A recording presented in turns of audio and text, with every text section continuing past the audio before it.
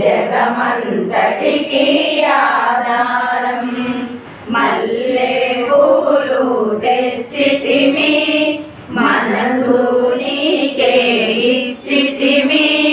వాసవులంతా చేరితిమి నీ పారాయణ చేసితిమి వాసవి మాత సత్యప్రియా జగతికి మూలం నీవమ్మ కన్యకదేవి అవతారం జగమంతటికి ఆధారం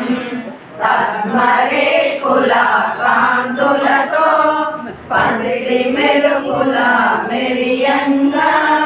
హంసవాణిని రూపిణిగా వెలసితివమ్మ కన్యమ్మ తెల్లని